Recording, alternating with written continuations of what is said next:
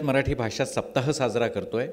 आजपासून सुरू होणारा हा सप्ताह 9 ऑक्टोबरपर्यंत चालणार आहे। 9 ऑक्टोबरला या सप्ताहाचा समारोप होणार आहे।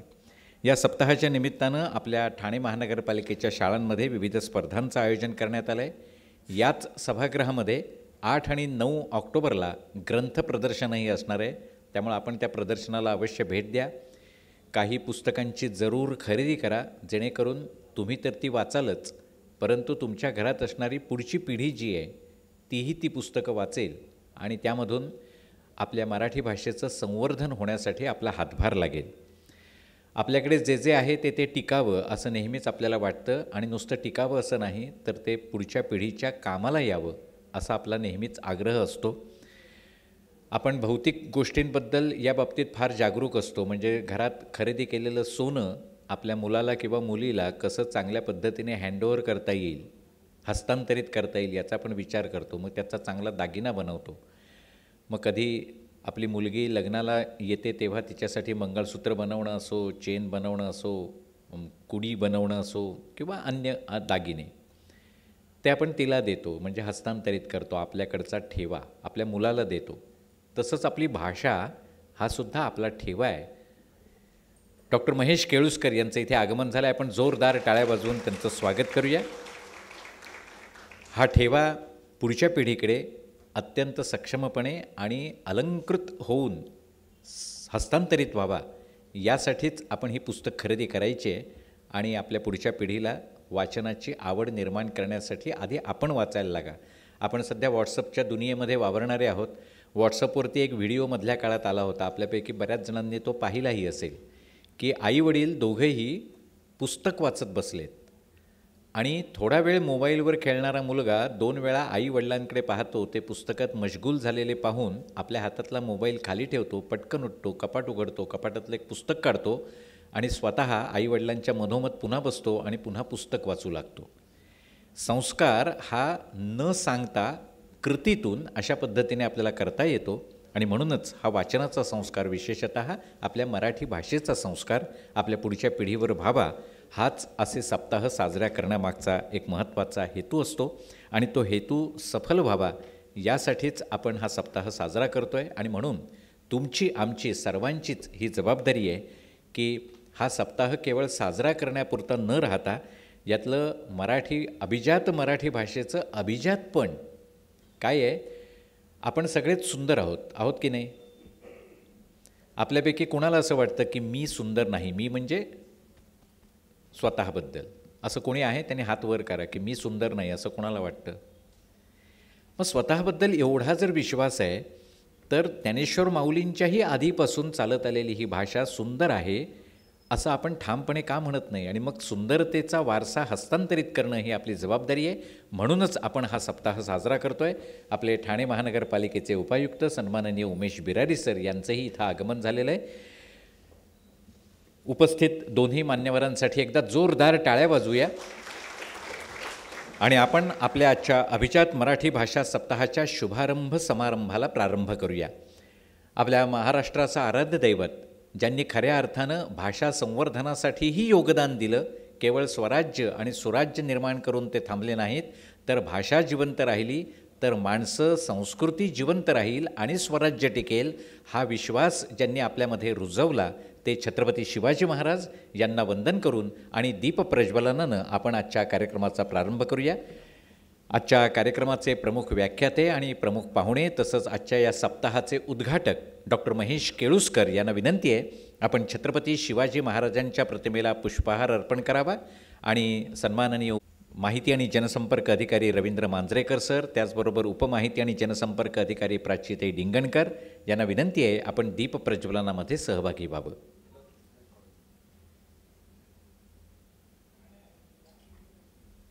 बोला छत्रपती शिवाजी महाराज की। धन्यवाद। सर्व मान्यवरांना दीप प्रज्वलन करण्याची विनंती आहे। जगताप साहेब, तुम्ही पण यावरती। चिंतामणराव देशमुख प्रशासकीय प्रशिक्षण संस्थेचे सन्माननीय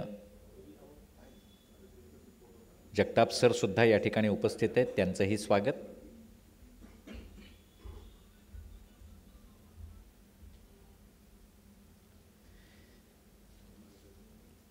अभिजात मराठी भाषा सप्ताहाचा आज शुभारंभ होतो आहे. दीप प्रज्वलन करून आपण या सप्ताहाचा प्रारंभ करतो आहोत.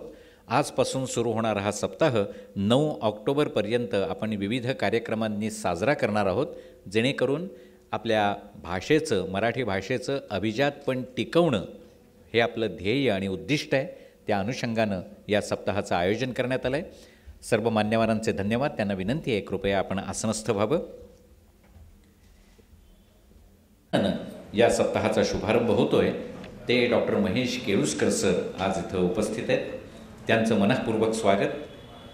उपायुक्त सन्माननीय उमेश बिरारी सर यांना विनंती आहे, आपण डॉक्टर महेश केळुस्कर यांचं स्वागत करावं. दशावतार, चित्रकथा आणि ललित ते निवृत्त होईपर्यंत आकाशवाणी मुंबई केंद्रामध्ये कार्यक्रम अधिकारी म्हणून कार्यरत होते.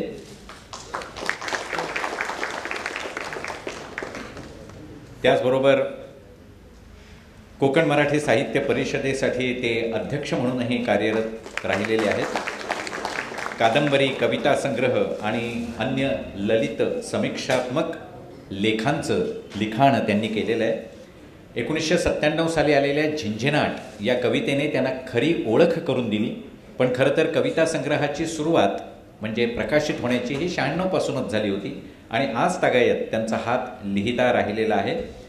2018 सालचा आरती प्रभू पुरस्कार असो, मालवणी प्रयोगात्मक लोककला या त्यांच्या PhD संशोधनासाठी त्यांना मुंबई विद्यापीठाचा का प्रियोळकर पुरस्कार असो, भाऊसाहेब वर्तक पुरस्कार, झिंझिनाट या त्यांच्या कविता संग्रहाला यशवंतराव चव्हाण सांस्कृतिक प्रतिष्ठानचा पुरस्कार, साष्टांग नमस्कार या विनोदी लेखनासाठी उत्कृष्ट वाङ्मय राज्य पुरस्कार, तसंच पुणे इथल्या महाराष्ट्र साहित्य परिषदेचा ची जोशी पुरस्कार अशा विविध पुरस्कारांनी सन्मानित झालेले डॉक्टर महेश केळुस्कर हे मराठी भाषेवरती नितांत प्रेम असणारं व्यक्तिमत्व आहे.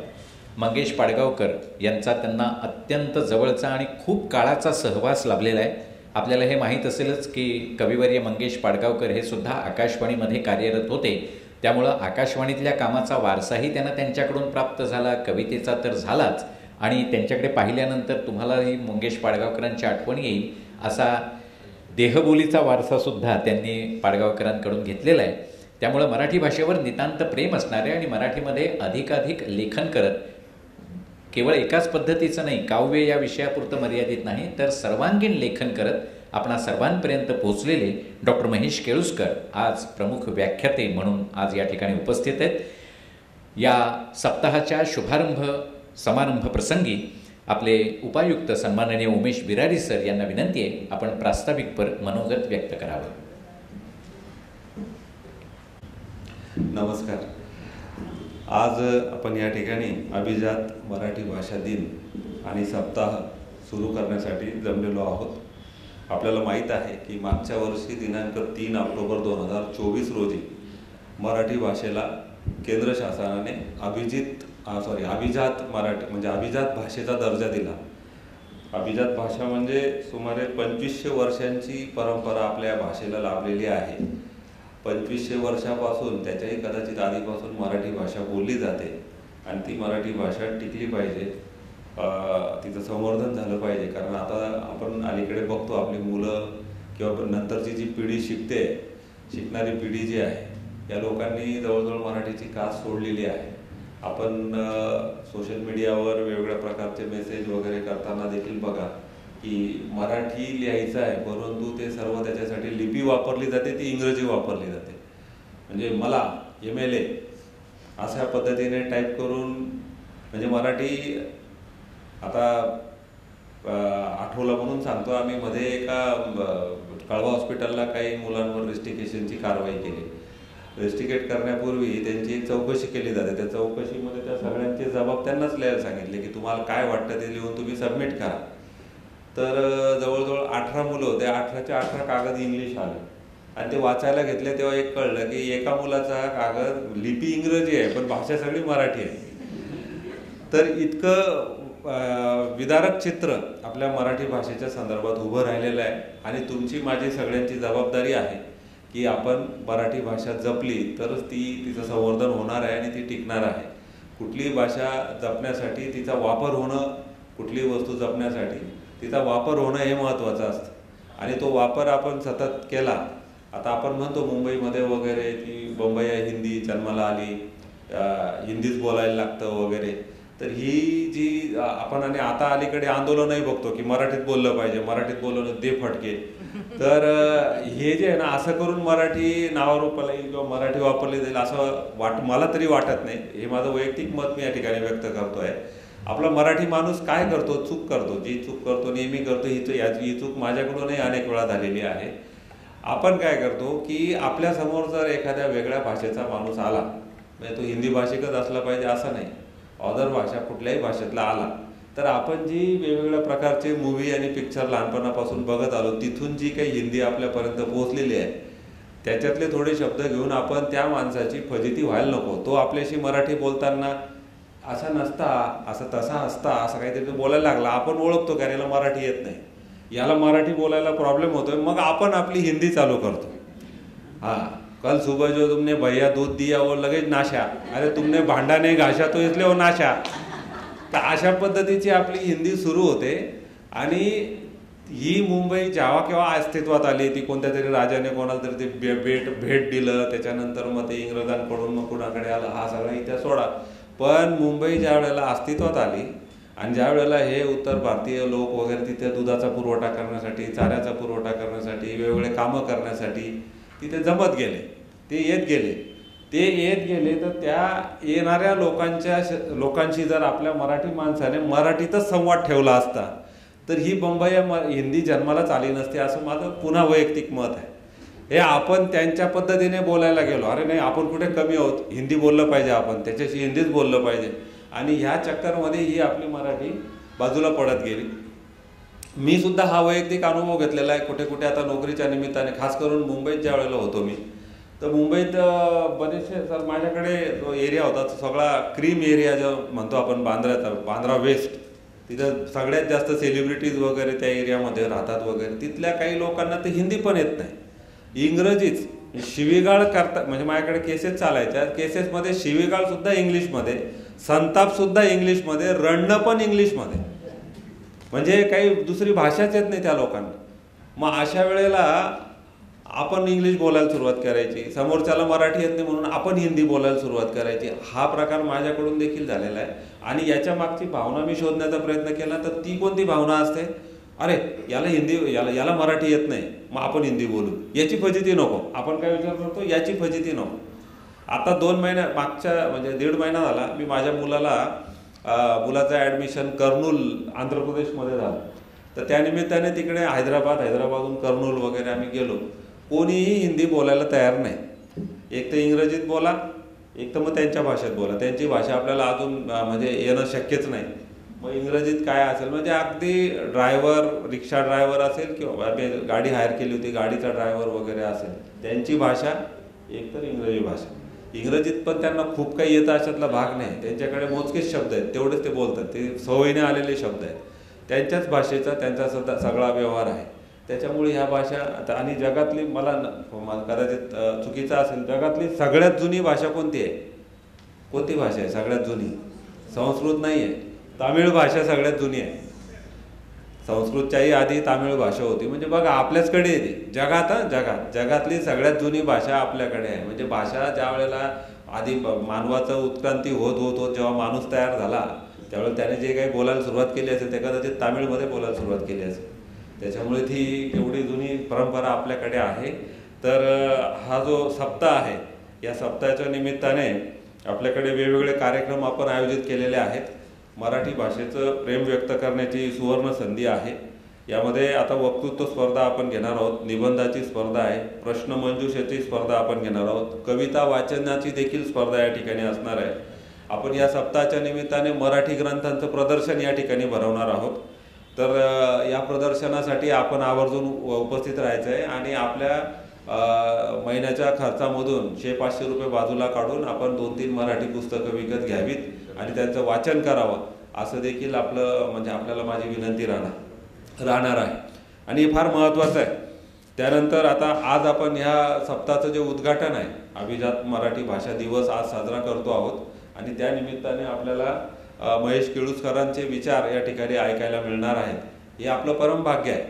ज्या लोकांना आता कार्यालयीन कामकाजाच्या वेळेत आपण या ठिकाणी बसलेलो आहोत, परंतु हे भाषण खरोखरच अप्रतिम आणि म्हणजे आपण काय म्हणू त्याला, आपल्या पर्वणी स्वरूपाचं आपल्यासाठी असणार आहे, यात कुठलीही शंका नाही. त्यानंतर सौ धनश्री लेले मॅडमचं देखील आपण व्याख्यान या ठिकाणी ठेवलेलं आहे. आपण यूट्यूबला वगैरे बघत असाल तर त्यांचंही असणार आहे. त्यानंतर कार्यालयीन कामकाजामध्ये मराठीचा वापर सोप्या पद्धतीने करायचा, तर त्याचे देखील आपण कार्यशाळा या ठिकाणी घेणार आहोत. तर अशा पद्धतीचा आपला भरगच्च कार्यक्रम या सप्ताहामध्ये असणार आहे. आपण मराठी भाषेवर प्रेम करणारे लोक आहोत आणि मराठी भाषा टिकली पाहिजे, संवर्धित झाली पाहिजे, वृद्धिंगत झाली पाहिजे, यासाठी आपण कटिबद्ध आहोत. याची आपली सगळ्यांची भावना आहे. या ठिकाणी सरांचं मी स्वागत करतो आणि त्यांना त्यांचं व्याख्यान सुरू करण्यासाठी विनंती करतो. धन्यवाद.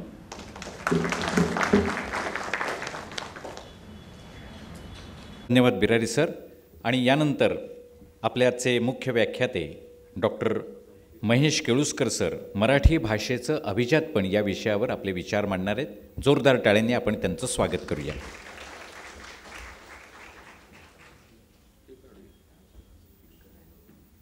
मिनिटं झालेली आहेत आणि 10 सेकंद पण झालेले आहेत वरती. 1:40 तुमच्या सहनशक्तीची परीक्षा आम्ही घेणार आहोत. आजच्या या अभिजात मराठी भाषा दिनी महापालिकेचे तर सगळे बरेचसे कर्मचारी आहेतच इथे, अधिकारी आणि कर्मचारी, पण आमच्या ठाणे महापालिकेच्या सेवेत नसलेले अशा 2 लेखिका इथे आहेत, वसुंधरा घाणेकर आणि अलका जोशी. त्यांचंही मी स्वागत करतो. मराठी भाषेचं एवढं प्रेम जर सगळ्यांनाच निर्माण झालं, म्हणजे केवळ एक कर्तव्याचा भाग म्हणून नाही, तर आपण मराठीसाठी काही चाललेलं असेल तर जायला पाहिजे, ऐकलं पाहिजे. आमचे शंकर वैद्य सर होते, ते असे जाऊन बसायचे, माहीत नसायचं आम्हाला की वैद्य सर आहेत, तर ते प्रेक्षकांमध्ये असे बसायचे मराठीचा कुठला चांगला कार्यक्रम असला तर. मलाही तशी सवय आहे. आणि आज इथे आत्ता पहिल्यांदा आधी तुमच्या सगळ्यांच्या उपस्थितीमध्ये आणि साक्षीनं मराठी भाषा अभिजात भाषा सप्ताहाचं उद्घाटन झालं असं मी आनंदाने जाहीर करतो. या सप्ताहामध्ये मराठी विषयक जे काही कार्यक्रम होणार आहेत चांगले, त्याबद्दलची माहिती पण विरारी साहेबांनी दिली आपल्याला.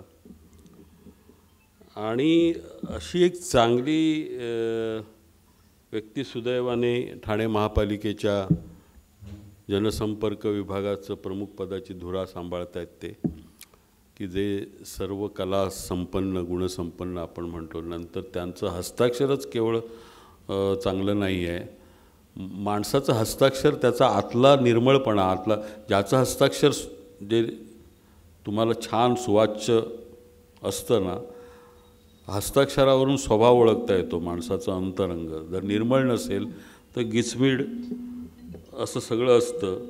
पण ज्यांची अंतःकरणं निर्मळ असतात ते हस्ताक्षरामध्ये इतर कलांमध्ये सुद्धा निपुण असतात. तर त्यांचं मी अभिनंदन करतो. त्यांची माझी पहिलीच भेट.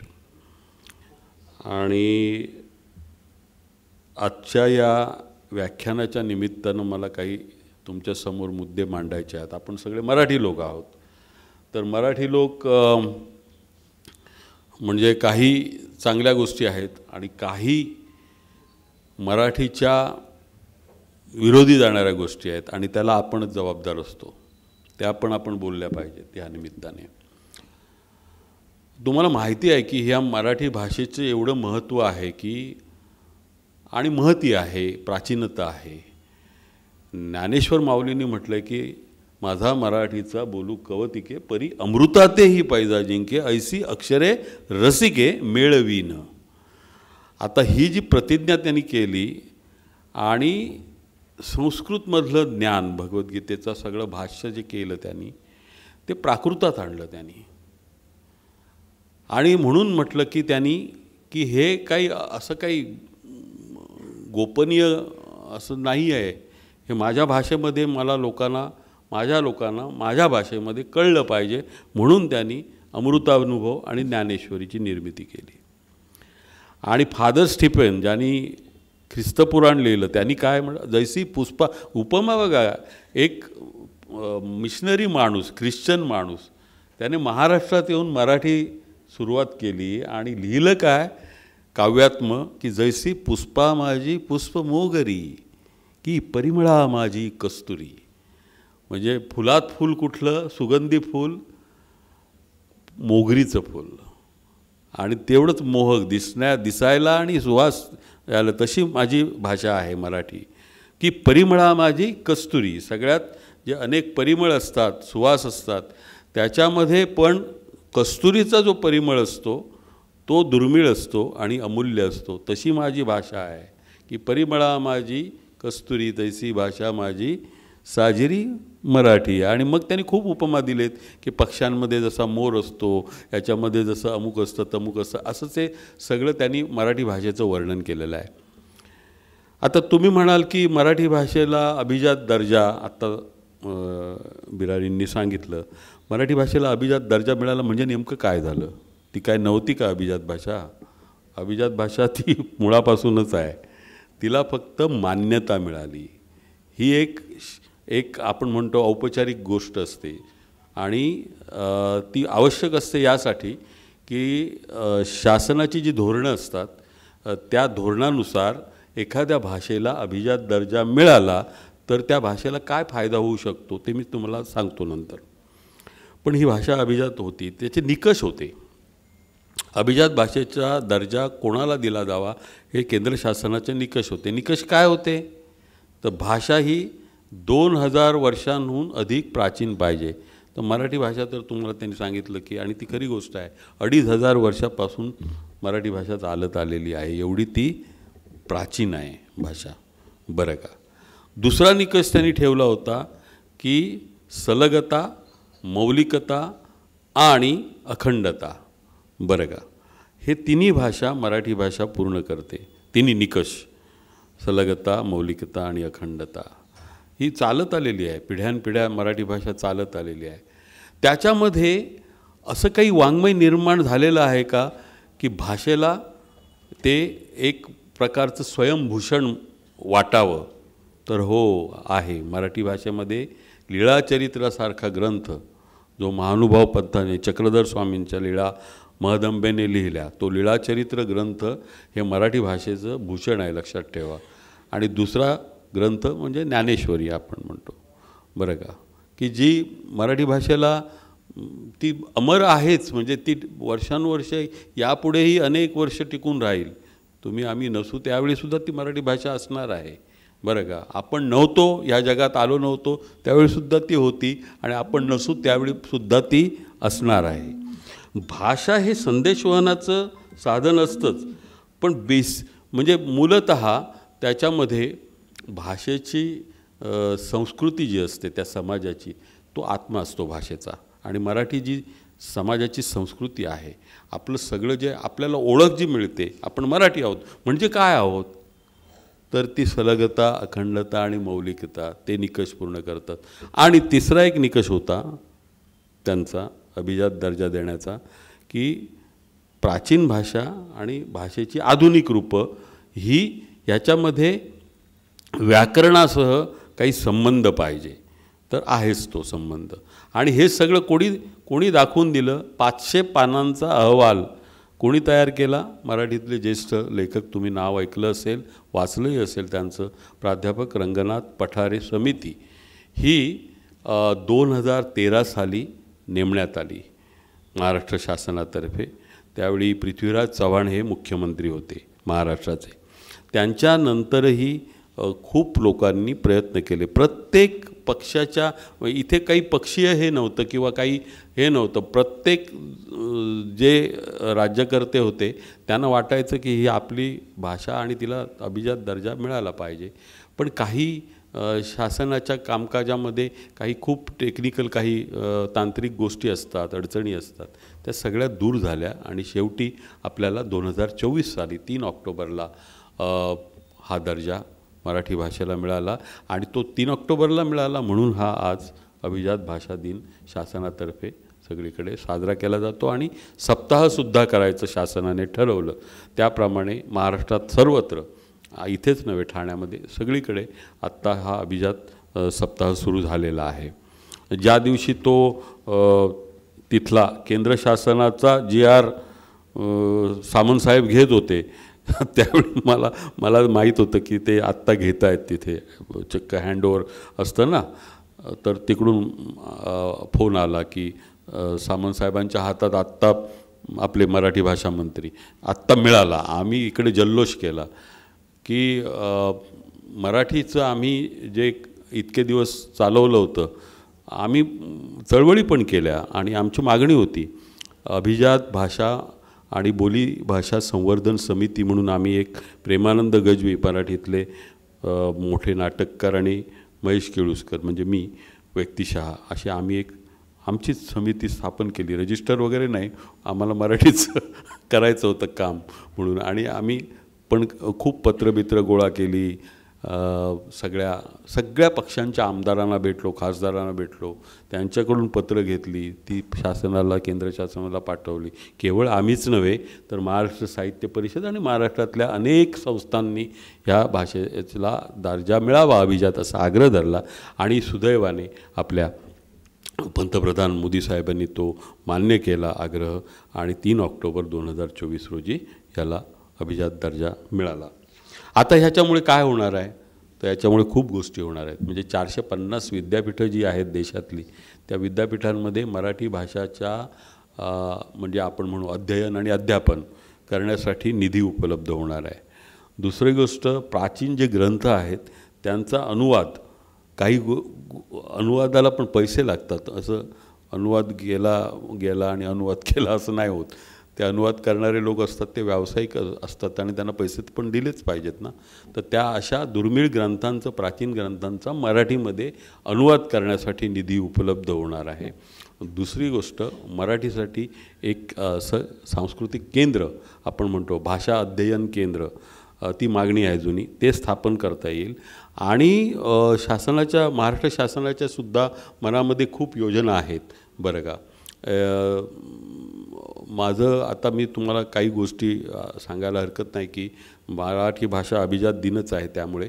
तर मंत्री महोदयांशी सुद्धा बोलणं झालेलं आहे की बोलीभाषा ह्या प्रत्येक भाषेच्या रक्तवाहिन्या असतात, लक्षात ठेवा. आणि त्या रक्तवाहिन्या जर सक्षम असतील, ते रक्त जर खेळत राहिलं तरच ती भाषा जी असते, मुख्य भाषा, ती तुमच्या समाजामध्ये वाहत असते आणि ती स्ट्रॉंग असते, बरोबर, मजबूत असतं. तर त्याच्यासाठी आम्ही त्यांना आग्रह धरला आहे. अशा आत्ता माझं उमेश बेराडी साहेबांशी बोलणं चाललं होतं अनौपचारिक, त्यांच्या केबिनमध्ये बसलेलो असताना, की ते सुद्धा एक बोलीभाषांचा अभ्यास करणारे गृहस्थ आहेत आणि बोलीभाषांचं त्यांना खूप माहिती आहे. तर त्यांच्याकडून माझा स्वार्थ काय, मी जिथे जातो तिथे की मला बोलीवर कोण लिहिणारा चांगला माणूस भेटतो आहे का, हे पण माझा शोध चालू असतो. तर मला सुदैवाने आजच्या दिवसाची माझी कमाई काय, तर बाकी काय असेल ती असेल, पण बागलाणी भाषेवरचा निबंध मला त्यांच्याकडून मिळणार आहे. तर ही बागलाणी जी बोली आहे ती खूप, आणि आणखीन पण म्हणजे आम्ही 10 बोली भाषांचा जो पहिला संग्रह काढला, प्रेमानंद गजवी आणि मी संपादन केलं त्याचं, बोलीभाषा चिंता आणि चिंतन. त्याच्यामध्ये मालवणी, कोल्हापुरी, वऱ्हाडी, अहिराणी, गोंडी, झाडी बोली, अशा पुणेरी बोली, अशा 10 भाषा घेतल्या. आणि आता पुढच्या ज्या 10 भाषा आहेत त्याच्यामध्ये सुद्धा आम्हाला आता चांगले चांगले अभ्यासक आणि निबंध लेखक मिळत आहेत. तुमच्यापैकी सुद्धा कोणाला लिहायचं असेल, कारण भाषेचं काम आपण करणार आहोत, त्याचं ते व्यवस्थित म्हणजे त्याची मांडणी जी त्या निबंधाची असणार आहे तर ती व्यवस्थित लागणार आहे. कारण आपल्या बोलीभाषा काय आहे, काय पद्धतीने चालतात, त्याची मांडणी कशी केली जाते, त्याच्यामध्ये कुठलं साहित्य आहे मोठं.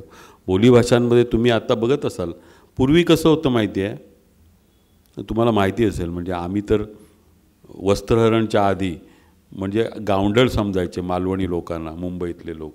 हां, हे काय समजता वगैरे असं ते तोच समज आहे, काय समजतं, मी शाणू, असं मालवणी लोक एक दुसऱ्याला म्हणायचे बरं का. पण असं प्रत्येक भाषेला आणि माणसाच्या मनामध्ये ना न्यूनगंड असायचा. आपण गावावरून आलो आहे, आता हे काय बाबा मुंबई पुण्याचे लोक, हे ठाण्याचे लोक, हे काय मोठी भाषा बोलतात वगैरे वगैरे, ते सुद्धा लोक ॲटिट्यूड दाखवायचे ना, अरे तुला बोलता येत नाही हे नीट वगैरे. अरे काय ठीक आहे ना बाबा, तुला मी शिकतोय, तुझी ती प्रमाण भाषा शिकतोय मी, त्याला वेळ लागतो. तसं त्यांनी सांगितलं की मराठी ही अशी जबरदस्तीने किंवा असं मोठे हे करून मारामारी करून ती नाही लोक शिकणार बरं का. जरूर केली पाहिजे मारामारी, आवश्यक तिथे केली पाहिजे. म्हणून एखादा माणूस जर मुद्दाम जर दाखवत असेल की मी बोलणारच नाही, मी शिकणारच नाही तुमची भाषा, असं जर कोणी म्हणत असेल तर तिथे मराठी प्रतिक्रिया उमटणार आणि ती योग्य आहे. किंवा मराठी लोकांना, मराठी बोलणाऱ्यांना आम्ही घर देणार नाही, किंवा मराठी बोलताय तुम्ही, अमुक खाताय पिताय, त्याच्यावर बंधनं तुमच्या असतील आणि आमच्या लोकॅलिटीमध्ये, आमच्या या वस्तीमध्ये तुम्हाला जागा नाही, असं जर कोणी दादागिरी करत असेल तर मराठी माणूस म्हणजे तो प्रतिक्रिया देणारच. कारण शेवटी पुन्हा एक जय महाराष्ट्राचं हे आहेच ना आपलं, मराठी आहे, मराठी पण आहे. तर प्रत्येक भाषेचं असावं. जसं त्यांनी सांगितलं, तुम्ही जर तिकडे गेलात दक्षिणेकडे तर तुम्हाला कोणी तिथे इंग्रजी नाही तर त्यांची भाषा, तमिळ, तेलुगू, कन्नड किंवा काय असेल ते वगैरे बरं का, तिथे दुसरं नाही, हिंदी काय नाही. आणखीन लोकांचा एक गैरसमज आहे की हिंदी ही राष्ट्रभाषा आहे. तर ह्या अभिजात दिनी मी सांगू इच्छितो तुम्हाला की तो गैरसमज आहे. हिंदी राष्ट्रभाषा नाही. हिंदी बोलली पाहिजे, ती बहुविपुल, हिंदीला विरोध नाही आहे, पण सक्ती असेल ना तर तो मग विरोध होणार बरं का. कारण हिंदी काय आहे की हिंदी ही विपुल प्रदेशामध्ये बोलली जाते आणि आपलं काही भांडण नाही आहे, भाषेला भांडण असण्याचं कारणच नाही. माझं तर असं मत आहे की जगामध्ये जेवढ्या भाषा असतील ना तेवढ्या आपण शिकल्या पाहिजेत, आपलाच फायदा आहे बरं का. विनोबा भावे माहिती आहेत ना तुम्हाला सगळ्यांना, 14 भाषा येत होत्या. नरसिंहराव पंतप्रधान आपले पूर्वीचे, त्यांना कितीतरी भाषा येत होत्या बरं का. असे बहुभाषा बोलणारे खूप लोक आहेत ह्याच्यामध्ये. आणि भाषा बोलायची, लिहायची म्हणजे काय, त्याच्यामध्ये गमती पण असतात भाषा बरं का. लोक ना, मगाशी मी बोलत होतो यांच्याशी की आमच्याकडे ना आकाशवाणीमध्ये प्रमाण मराठी भाषेमध्ये निवेदन केलं जातं बरोबर आहे.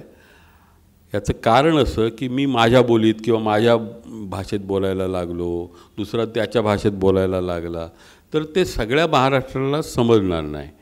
म्हणजे मोठ्या एका व्यापक समूहाला जर आपला संदेश पोचला पाहिजे तर त्याच्यासाठी एक प्रमाण भाषा लागते, जशी एक मराठीची प्रमाण भाषा आहे. आता ती मराठी प्रमाण भाषाच्याबद्दलसुद्धा लोकांचे खूप गैरसमज आहेत बरं का. आपण ज्यावेळी बोलाचालीची जी भाषा असते, ज्याला कलोक्युअल लँग्वेज म्हणतात इंग्रजीमध्ये, ते बोलण्याची भाषा ही आपली असते बोलाचाली. म्हणजे मी माझ्या भाषेतले शब्द पण वापरू शकतो त्याच्यामध्ये.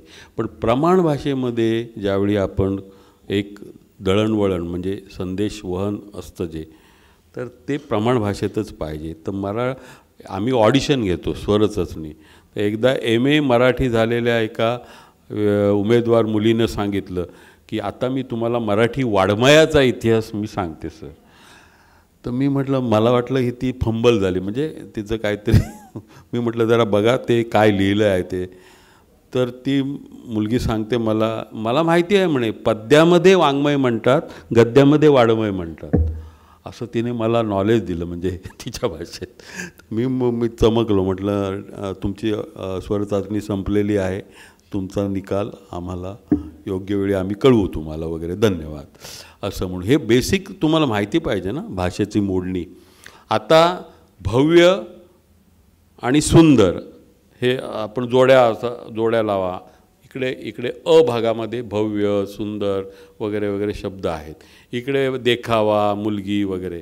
तर एकाने म्हणजे भव्य देखावा आणि भव्य मुलगी आणि सुंदर देखावा असं म्हटलं. सुंदर देखावा हे बरोबर आहे, पण इथे भव्य देखावा पाहिजे, कारण तो शब्द फक्त तोच उपलब्ध आहे. आणि मुलगी भव्य असायला हरकत नाही, पण इथे योग्य नाही म्हटलं. त्यामुळे सुंदर मुलगी आणि भव्य देखावा अशी विशेषणं असतात. बघा तुम्ही, भाषेचं किती साधी हळद असते, पण आपण जेजुरीला ज्यावेळी खंडोबाला जातो त्यावेळी तिचा भंडारा होतो. साधे तांदूळ असतात, तो साधे भाताला बिताला घालतो. पण लग्न समारंभात आली लग्नगटी समीप जवळी हे सुरू झालं की मग त्याच्या अक्षता होतात. साध्या साध्या गोष्टी असतात बरं का. आपला असतो तो थोबडा असतो आणि गणपतीचं असतं ते मुखकमलं असतं. लक्ष्मी देवतेचं असतं ते मुखकमल असतं. आपण म्हणतो का केळुसकर जरा मुखकमल धुवून या वगैरे, नाही. अरे जा, काय थोबडा आहे तुझा, जरा धुवून ये असं आपण म्हणतो ना, बरोबर. तर विशेषणसुद्धा कुठलं वापरलं पाहिजे कुठे. हां, तर एक आत्ताच हे काय दापोली चिपळून गेली गाडी असं त्याला म्हणायचं आहे. ते दापोलीची इथे स्वल्पविराम घेतल्यामुळे दापोलीची कोण पळून गेली असं पुढचा प्रश्न येतो. दापोलीची पळून गेली वगैरे.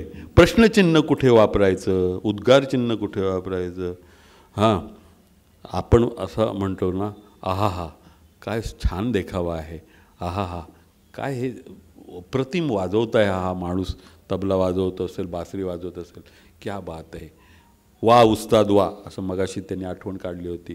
तर वा उस्ताद हे उद्गारचिन्ह म्हणजे आश्चर्य आहे, आनंद आहे. भाषा ही भावना व्यक्त करते. मराठी भाषा ही म्हणजे सगळे जे 9 रस आहेत आपले, शृंगार रस, शांत रस, अगदी बिभत्स रसापासून. हां, तुम्ही इथे खालच्या तिकडे एका वस्तीमध्ये तुम्ही जर तिथे बघितलं रात्रीचं एकमेकाला जे भाषेचं आदानप्रदान होतं, तो भयंकर बिभत्स रसाचा आविष्कार असतो. भाषेमध्ये सगळं व्यक्त होतं बरं का. आता माणूस म्हणून मी म्हणतो, मराठीत बोला, मराठीत वाचा, मराठीत लिहा, हां मराठीत नाचा, मराठीत शिव्या द्यायच्या असतील सुद्धा मराठीत द्या बरं का, बरं वाटतं कानाला. उगाच इंग्रजीमध्ये शिवी तर एक 10 मिनटं शिव्या देत होता इंग्रजीमध्ये. हे काय मला लागल्या नाहीत, कारण माझ्या भाषेत नाहीत या शिव्या.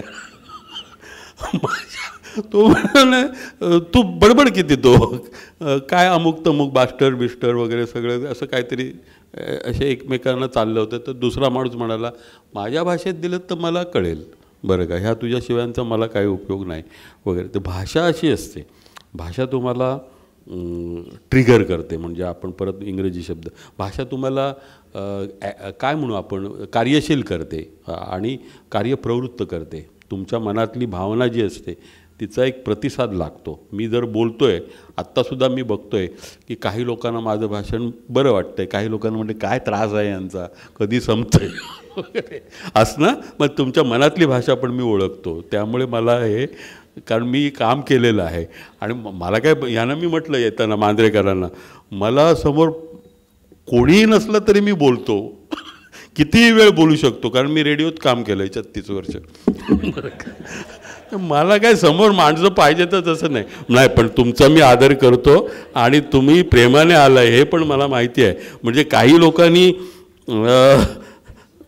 उमेश बिरारी साहेबांच्या काय म्हणू आपण भिडस्तपणे, म्हणजे त्याने आग्रह केला म्हणून काही लोक आलेले आहेत, काही लोक घाबरून आलेले असतील, काही लोक नको उद्या विचारणार आहे परत, काल तुम्ही होता कुठे, मी एवढं म्हणून आलेले आहेत वगैरे. हे सगळी भाषा असते.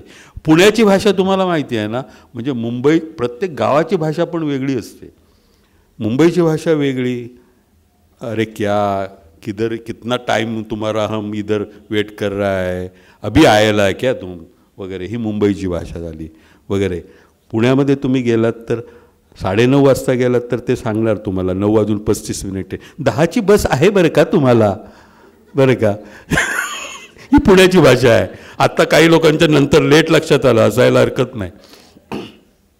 भाषासुद्धा पटकन समजली पाहिजे असं काही आग्रह नाही, थोड्या वेळाने समजली तरी चालेल. आणखीन एक पुण्यामध्ये असतं की पुढच्या वेळी याल त्यावेळी याच हां आमच्याकडे, हां आत्ता मांजरेकरांकडे जावा, पुढच्या वेळी या हां किलुस्कर, मग आता जा ना ते मांजरेकर. असं पुण्याची भाषा. ते पुण्याच्या पाट्या पण तुम्हाला माहिती आहे ना, जिना डुगडुगता आहे, ही पाटी मी वाचलेली आहे, म्हणजे तुम्हाला वाटेल अतिशयोक्ती.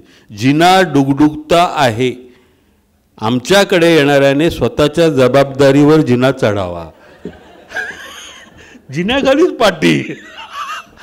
आईला म्हटलं काय लोक आहेत म्हणजे अफलातून. हां, आणि एकाने गाडीच्या बॉनेटवर लिहिलं होतं, गाडीचा हॉर्न बंद आहे, गाडीचा धक्का लागल्यास आम्ही जबाबदार नाही, चालणाऱ्यांनी मागे बघून चालावं. म्हणजे लोक असे अफलातून असतात ना. आणि हे सगळं पुण्यामध्ये तुम्हाला पुणे तेथे काय होणे असं म्हटलेलंच आहे, बरं का. पण ह्याच पुण्यामध्ये भाषेचं मोठं काम पण खूप लोकांनी केलेलं आहे. भांडारकर इन्स्टिट्यूट घ्या किंवा डेक्कन एज्युकेशन सोसायटी घ्या, फर्ग्युसन कॉलेज, माधव मराठीचे सगळ्यात ज्यांच्या म्हणजे नावाने पुरस्कार दिला जातो मुंबई मराठी साहित्य संघाचा, माधव जुलियन यांच्या नावाने उत्कृष्ट मराठी भाषा कार्यकर्त्याला, तो एका वर्षी मला पण मिळाला, एक मराठीचं काम करतो म्हणून, बरं का. तर माधव जुलियन जे होते त्यांनी हे मराठी असे माझी आमुची मायबोली जरी आज ती राजभाषा नसे, हे पहिल्यांदा त्यांनी म्हटलं. त्यावेळी नव्हती राजभाषा, पण मराठी माझी बोली आहे, मायबोली आहे आपल्या आईची. मगाशी उमेश बिरारी साहेबांनी जे सांगितलं ना, ते अत्रे साहेबांनी म्हणजे अत्रे साहेबांनी लिहून ठेवलं आहे, ऑन रेकॉर्ड आहे. काय ती लिहिलं त्यांनी की मुंबईसारख्या महानगरामध्ये जे हिंदी भाषेमध्ये बोलतील ते मराठी भाषेच्या सत्यानाशाला कारणीभूत आहेत, असं त्यांनी लिहून ठेवलेलं आहे. जे लोक आपल्या मातृभाषेमध्ये बोलायला ज्यांना लाज वाटते त्यांना आपल्या आईच्या दुधाची पण लाज वाटते, असं मी म्हणेन. आचार्य अत्रे. आपल्याला आपलं मराठीमध्ये म्हणजे काही लोक आपण खूप मोठे जागतिक आहोत असं दाखवण्यासाठी तुम्ही मराठीच्या पडद्यावर बघत असाल तुम्ही काही अभिनेते, काही अभिनेत्री वगैरे, ॲक्टिंग यथातथाच असते, पण इंग्रजी झाडायचं. मुलाखत मराठीत घेतोय समोरचा माणूस. नाही, माझ्या मदरला हे नाही चालत. माझ्या मदरने मला पहिल्यापासूनच माझ्या चाइल्डहूड ना माझं सगळं ह्याच्यामध्ये गेलं वगैरे, आणि माझ्या चाइल्डहूडपासूनच मला ना मराठी म्हणजे मला आवडतं मराठी, पण मला ना सवय नाही ना. आणि हां म्हणजे असं हां मोदकाची रेसिपी वगैरे म्हणजे अरे मोदकाला मोदक म्हणा, काहीतरी एक स्वीट, गणपतीला स्वीट आवडतं म्हणे वगैरे, बरं का. तर हे जे आहे ना, हे जे ॲटिट्यूड दाखवणं तिथे म्हणजे आता ते प्रसिद्ध डायलॉग आता माझी सटकली, ही खरी मराठी आहे, बरं का. आणि ती मराठी माणसाची सटकते कधी कधी, आणि सटकायला पाहिजे. आपल्या भाषेचं जे महत्त्व आहे ते सांभाळण्यासाठी आपल्याला हे केलं पाहिजे. मराठी भाषा ही जगामध्ये 10वी आणि भारत देशामध्ये 4थ्या क्रमांकावर येते. ही मराठी भाषा केवळ महाराष्ट्रामध्ये नाही तर म्हणजे तुम्हाला सांगतो 9व्या शतकापासून चालत आलेली ही भाषा आहे. ही जगातल्या 72 देशांमध्ये बोलली जाते, आणि प्रॉपर सर्वेक्षण झालेलं आहे व्यवस्थित, हे काही थापा नाही आहेत. 72 देशांमध्ये मराठी भाषा बोलली जाते आणि 36 राज्यांमध्ये बोलली जाते भारताच्या. हां, तुम्हाला सांगतो की साधारण म्हणजे अंदाज असा आहे की 2000 ग्रंथांची निर्मिती दरवर्षी मराठी भाषेमध्ये होते. 500 दिवाळी अंक, आता बघा दिवाळी अंक निघतील, यायला सुरुवात होईल, असे 500, हे 500पेक्षा जास्तच असतील, हे फक्त मराठी भाषेमध्ये आहेत 500 दिवाळी अंक. बरं का, एक तरी विकत घ्या, म्हणजे आपल्याला काय फार किंमत नाही, 300-400 रुपये किंमत असते, एक तरी दिवाळी अंक घरात असावा. वर्षाला ना 2 तरी पुस्तकं मराठी घ्यावी, कुठलीही घ्या, माझीच घ्या असं मी नाही म्हणणार, म्हणजे घेतलीत तर मला आवडेल, मी आणलीत काही पुस्तकं, मला काय लाज वाटत नाही. हल्ली काय झालं आहे तर कोण आपली कोण खपवणार ना, आपलीच आपल्याला सांगावं लागतं की बी बाबा पुस्तकं आणलीत, हां तुम्हाला कोणाला पाहिजे असतील तर घ्या. म्हणजे प्रकाशक आम्हाला जे 25% सवलतीत देतात तेवढ्या सवलतीत आम्ही तुम्हाला देऊ शकतो. आपल्याला असावीत आपल्या घरामध्ये पुस्तकं. मी ठाणे महापालिकेला पण जाता जाता एक विनंती करणार आहे की तुम्ही एक बाहेर लोकांसाठी एक छोटं वाचनालय किंवा तिथे उपलब्ध पाहिजेत पुस्तकं आणि वर्तमानपत्र असतील, पण मला माहीत नाही आहेत ना, आहेत, पण लोकांना वाचायला हे तुम्हाला आश्चर्य वाटेल. मी एक हल्ली मोहीम सुरू केली आहे, तुम्ही पण करायला ह्या निमित्ताने सांगतो मी तुम्हाला की सुरुवात आपण मग तुम्ही म्हणाल की तुमचा आणि सलूनचा संबंध काय, तर येतो माझा कधी कधी संबंध. मी पण सलूनमध्ये जातो आणि तिथे सलूनवाल्याला सांगतो की मराठी सलूनवाले असतात ना ठाण्यामधले, तर तिथे त्याला सांगतो की तुला मी पाहिजे तर म्हणजे एक नमुन्यादाखल ठेवतो मोफत पुस्तक, आणि इथे पुस्तकं तू घे आणि ठेव. असे काही सलूनवाल्यांनी ठेवली आहेत. तुमचा तर वारंवार संबंध येत असेल काही लोकांचा सलूनशी, तर त्यांनी लोकांनी हे असं मोहीम सुरू करावी. मॉलमध्ये तुम्ही गेलात तर तिथे सांगायला पाहिजे की तुम्ही पुस्तकं, मराठी पुस्तकं पाहिजेत मॉलमध्ये. असं आता ठाणे ग्रंथसंग्रहालयाने 100हून अधिक वर्ष झालीत त्या ग्रंथालयाला, त्यांनी ते सुरू केलं आहे बघा. मॉलमध्ये तुम्हाला पुस्तकं मिळतील वाचायला. जिथे जिथे आपण जातो ना, जिथे जिथे आपल्याला संधी, आपण बारशाला ह्याला त्याला, आता सोनं बरं का, सोनं किती झालं माहिती आहे ना तुम्हाला, पक्का रेट माहिती असणार तुम्हाला सोन्याचा, बरोबर. तर त्यामुळे सोनं घ्यायला काय हरकत नाही दसऱ्याला, पण दसऱ्याला आपण सरस्वतीची पूजा करतो, तर त्यानिमित्ताने एखादं पुस्तक पण, हां आता त्या मी पेठेनं सांगणार आहे, काडगिळ बेडगिळ कोणते तुमच्या ते तुम्ही पुस्तकं पण ह्याच्यावर ठेवा की 1 ग्रॅम सोनं घेतलं तर एक पुस्तक मोफत वगैरे, अशी काहीतरी योजना सुरू केली पाहिजे खरंच, बरं का. त्यानिमित्ताने पुस्तकं लोकांच्या घराघरात पोचतील, कारण ज्ञान हेच खरं सोनं असतं. संत सोयीरावनाथ आंबिये नावाचे एक संत होऊन गेले कोकणामध्ये, त्यांनी लिहून ठेवलं आहे की अंतरीचा ज्ञान दिवा मालवू नको रे, हरिभजना वीण काळ घालवू नको रे. आता हरिभजन म्हणजे काय, प्रत्येकानेच टाळ वाजवत बसलं पाहिजे असं नाही. तुमचा जो कामाचा भाग असतो, काम असतं तुमचं जे काय, हां आता माझं काम काय आहे तर मराठी भाषेचा प्रचार प्रसार, हां साहित्य त्याचा प्रसार, हे माझं काम आहे. तर ते काम मी माझ्या प्राण ओतून केलं पाहिजे. पुन्हा एकदा सांगतो, मगाशी आमचं बोलणं चाललं होतं की निवेदकाने नुसता आवाज चांगला असून उपयोग नाही, निवेदकाला आणखीन खूप गोष्टी लागतात. केवळ निवेदकाला नाही, तुमचं जे काम आहे त्या प्रत्येकाला आपलं काम आपण जीव ओतून करणं, त्याच्यासाठी तुमचं म्हणजे सगळं एकाग्र चित्त लागतं, बुद्धी तर लागतेच, व्यवहारवादसुद्धा लागतो, आणखीन त्या कामाप्रती तुमची निष्ठा लागते, बरं का. केवळ पगारासाठी असे खूप असतात, हजारो लोक असतात, पण मराठी भाषेचं काम हे पगाराने नाही होणार. मराठी भाषा माझ्या आईची भाषा आहे, माझी भाषा आहे. दात्रे साहेबांनी जसं म्हटलं आहे की ती बोलायला लाज कशाला पाहिजे आपल्याला. भैया कोबी कितने को दिया, ये पापलेट ये परसों का दिखता है रे, अरे सांग ना, हे पापलेट साला ताजं नाही आहे, दुसरं घेऊन ये. आता ते विकायला लागलेत ना, बरोबर आहे, घ्यायला हरकत नाही, पण मराठी भाषेमध्ये आपण बोललं पाहिजे. मी मोठमोठ्या 5 स्टारमध्ये गेलो, हॉटेलमध्ये सुद्धा मराठी बोलतो, बरं का. तो जरा पहिल्यांदा बघतो हे कोण आलं आहे, तर मी म्हटलं मी गावठी आहे, तर मला तू मिसळ आणून दे किंवा अमुक आहे का, मुद्दाम विचारायचं. मिसळ नसते 5 स्टारमध्ये, मुद्दामचं विचारायचं मिसळ आहे का म्हणून. तो 2 मिनटं नाही साहेब. मग नंतर कदाचित तो मराठी पण असतो. वसईचे खूप शेफ आणि वेटर्स ताजमहाल हॉटेलमध्ये आहेत, तुम्हाला माहिती नसतील. आता हा जो हल्ला झाला होता मध्यंतरी, तर वसईच्या वेटर्सनी अनेक लोकांना वाचवलं, कारण ते तिथे कामाला असतात बरं का आपल्या. तर मराठी आपण आहोत, मराठी बोललं पाहिजे, वाचलं पाहिजे, लिहिलं पाहिजे. या मराठी भाषेमध्ये अर्थव्यवहारसुद्धा खूप मोठा आहे. तुम्हाला सांगतो, बऱ्याच मी 5 मिनटं मराठी भाषेच्या व्यावहारिक उपयोगावर बोलतो आणि 15 मिनटं मग कविता. आपण चालतील ना कविता 2-3? म्हणजे तुम्हाला काही ॲलर्जी बिलर्जी नाही आहे ना?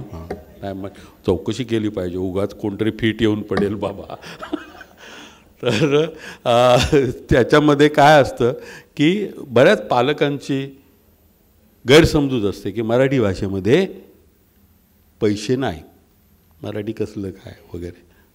तुम्हाला आत्ता तुम्ही जा आणि DTPसाठी एक प्रायव्हेट ऑपरेटरकडे पेज हे मला टाईप करून द्या म्हणून सांगा, किती पैसे सांगतो विचार. हा मुंबईमध्ये 60 रुपये पर पेज आहे. एका पानाला 60 रुपये टाईप करायला घेतात. हां, आणि ठाण्यामध्ये 50 घेतात, बरोबर. तर तुम्ही अशा आमच्या काही गृहिणी आहेत, 25-30 पानं आरामात घरचं काम बीम करून आरामात इकडे तिकडे गप्पा मारून मोबाईलवर वगैरे 25 पानं सहज टाईप करून देतात. मराठी भाषा चांगली असते. हां, तुम्ही म्हणाल काहीतरी टाईप करून दिलं वगैरे, ते 25 तुम्हाला कोण देणार नाही पैसे एवढे. मराठी भाषा चांगली पाहिजे ना, विरामचिन्हांसहित. म्हणजे टाईप पण करायचं, टंकलेखन पण करायचं आणि प्रूफ रिडिंग, ज्याला मुद्रित शोधन असा शब्द आहे, तर ते मुद्रित त्याचं प्रूफ रिडिंग पण करून दिलं तुम्ही, एका पेजला तुम्हाला 50 रुपये मिळतात. निवेदनाचा आता तुम्हाला ते सांगणार नाहीत राजेंद्र पाटणकर बाहेर किती पैसे घेतात ते, पण ते निवेदक जे बाहेर असतात ना, बऱ्यापैकी उत्पन्न आहे तुम्हाला सांगतो. अहो, निवेदनावर करिअर होऊ शकते माणसाची.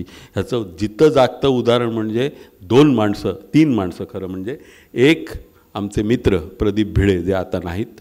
प्रदीप भिडे हे केवळ त्यांनी नोकरी केली नाही बरं का, थोडंसं एक जनसंपर्काचं काम केलं होतं त्यांनी हिंदुस्तान लिव्हरमध्ये काही काळ, 2-3 महिने. पण त्यांनी संपूर्ण आपलं आयुष्य हे आवाजाच्या याच्यावरती सगळं उत्पन्न. सुधीर गाडगीळ दुसरे गृहस्थ, आणि तिसऱ्या मंगला खाडीलकर. आमचे आणखीन खूप नावं मला घेता येतील, पण त्यांनी नोकरी पण केली आहे वगैरे. पण हे यांनी नोकरी नाही केली, यांनी केवळ निवेदनावर, सूत्रसंचालनावर. आत्ता इथे तुम्हाला नावं मी सांगत नाही, कारण त्यांची ती जाहिरात होईल आणि मी पैसे घेऊन जाहिरात करतो.